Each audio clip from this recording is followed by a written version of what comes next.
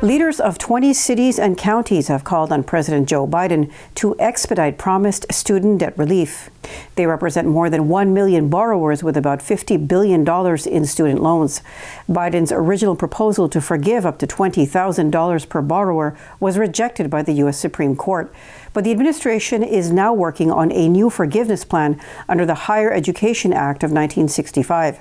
However, some believe the new approach is lengthy and unnecessary. They stress the urgency because loan repayments, which were paused for 3 years because of the pandemic, are scheduled to resume October 1st. They are calling on Biden to accelerate his commitment of up to $20,000 in student debt forgiveness and to implement the new plan immediately. Their letter criticizes the Supreme Court decision for putting politics ahead of the American people. Recent surveys show a larger percentage of borrowers are unsure if they can afford the upcoming loan bills, and a significant portion of them are likely to refuse repayment. South Carolina has announced plans to resume executions by lethal injection after a 12-year hiatus. In May, a law was approved by the state's General Assembly allowing it to keep the method of executions and the sources of any drugs or other supplies used a secret. The state's unintended moratorium on the death penalty came after its lethal injection drugs passed their expiration date and pharmacies refused to sell the state more. Now it has been able to secure pentobarbital for carrying out an execution by lethal injection under a one-drug protocol. The new protocol is identical to those used by the Federal Bureau of Prisons and at least 6 other states. According to the Death Penalty Information Center, pentobarbital is used in 14 states in executions, including in Alabama, Florida, and Georgia. Courts have upheld the use of the drug against constitutional challenges. Concerns are mounting over Supreme Court Justice Clarence Thomas's undisclosed participation in the 2018 Koch Network's Winter Donor Summit.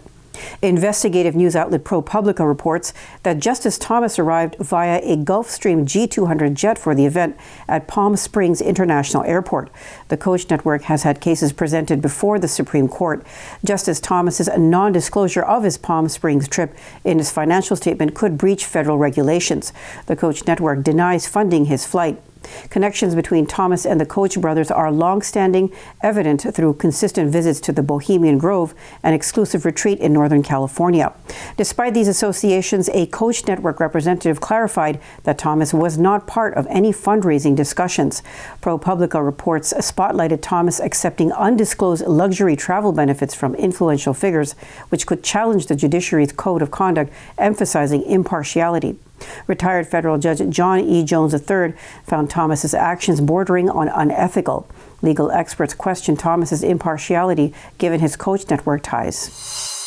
Rupert Murdoch, the iconic 92-year-old chairman of Fox Corporation and News Corporation, has officially handed over the reins of his media empire to his son Lachlan. The move caused excitement and speculation about the possible future direction of Fox News. Lachlan Murdoch has held the role of chief executive of Fox Corporation since 2019. The changing of the guard seems to confirm that there will be no immediate political change within the broadcaster.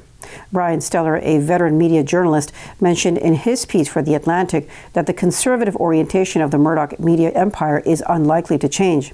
Many of Fox News' anchors continue to support former U.S. President Donald Trump, but the network's attitude toward the former president remains to be seen. Murdoch founded the Fox network in the 1980s, which has become a major force in the television industry. It has been accused of racism and Islamophobia. Critics also say it has become increasingly partisan over the years. Dominion Voting Systems recently settled a $787.5 million lawsuit with Fox for spreading unfounded conspiracy theories about the 2020 election. A UN Human Rights Office report warns about the potential human rights violations stemming from the use of digital border technologies. While recognizing the security advantages of such technologies for states, the report highlights their unintended consequences on migrants' rights. It points to tools like video surveillance and surveillance towers that might deter migrants and asylum seekers from border crossings rather than assisting them. Migrants often steer clear of monitored routes for fear of detection, leading to heightened risks. The report also shed light on the possible discrimination stemming from algorithmic assessments used to determine the detention of migrants. If these algorithms are biased, they could result in discrimination based on gender, race, or ethnicity. The UN Committee on Migrant Rights underscored these technologies might amplify negative stereotypes about migrants and limit their freedom of movement. The The report recommends a human rights-centric approach to migration. Ban on Abaya violates secularism. Details after the break, so stay tuned and we'll be right back.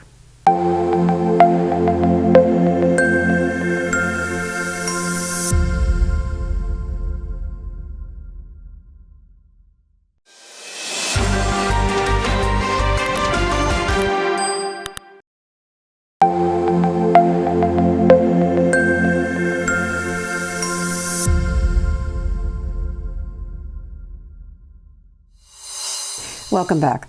A French court is hearing an appeal against a ban on the abaya in schools.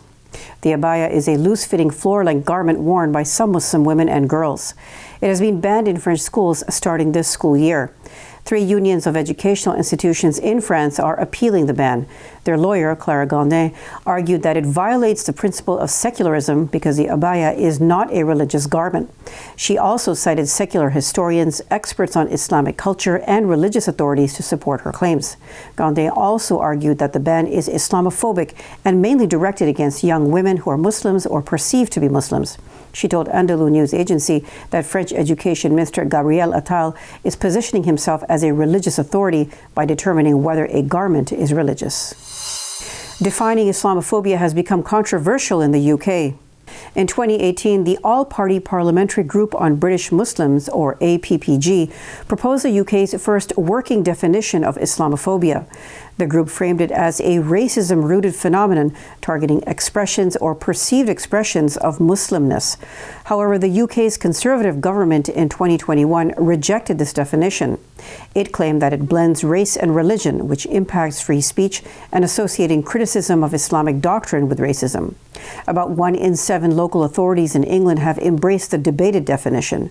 A new report, Islamophobia Revisited, reveals many councils adopted the definition without thorough scrutiny, leading to biased briefing documents and overlooking potential drawbacks. 6 major organizations in the U.S. have joined together to highlight growing religious intolerance in India. The coalition voiced its concerns at a key hearing of the U.S. Commission on International Religious Freedom. The joint statement highlighted the increasing oppression of minority groups in India under the leadership of Prime Minister Narendra Modi. It also expressed concern about President Joe Biden's government's perceived indifference to religious persecution in India. Sunita Viswanath, Executive Director of Hindus for Human Rights, represented the coalition. Members include the Dalit Solidarity Forum, the Federation of Indian American Christian Organizations, and the Indian American Muslim Council. Safa Ahmed of the Indian American Muslim Council presented written testimony describing the atrocities Muslims face daily in India. Sudan's army chief urged international pressure on the country's paramilitary unit to end the ongoing conflict there. General Abdel Fattah al-Burhan, the de facto ruler of Sudan since a 2021 coup, said the paramilitary Rapid Support Forces has ties with Wagner, a Russian mercenary group. On Thursday at the United Nations General Assembly in New York, al-Burhan warned that war in Sudan could spill over to other regions and pose a threat to international peace. War broke out on April 15th after the collapse of a plan to integrate the army and the Rapid Support Forces. According to the Armed Conflict Location and Event Data Project, the fighting has killed more than 7,000 people and displaced approximately 5 million.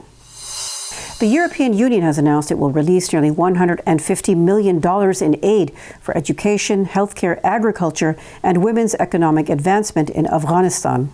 The funds had been frozen in December 2022. That was due to the interim Taliban administration's ban on women working in NGOs. The EU says funds will continue to be directed through UN agencies, international NGOs, and the World Bank, which all work on the ground.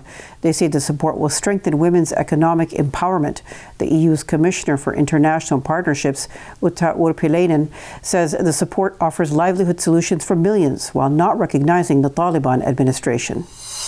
As the summer tourism season wraps up, statistics predict Spain will have welcomed 85 million international tourists this year, a more than 16% increase from last year.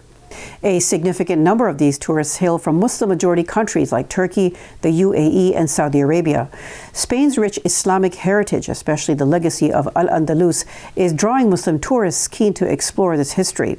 Establishments across Spain are offering halal food, spaces for prayer, and more to ensure the comfort and convenience of their Muslim guests. Local businesses are stepping up too. Aisha Fernandez is a local entrepreneur who has initiated the Halal Experience. That is a venture dedicated to training companies to cater to the specific needs of Muslim clientele. The project spotlights Spain's rich Islamic history with guided tours in cities including Toledo and Madrid. This trend is also recognized by the Spanish Halal Institute, which accredits businesses offering halal services. That's all from our Chicago studios tonight. Thank you for tuning in. You can subscribe to our YouTube channel and hit the bell icon for the latest updates. For more content, keep watching Muslim Network TV or visit muslimnetwork.tv. Salam and good night.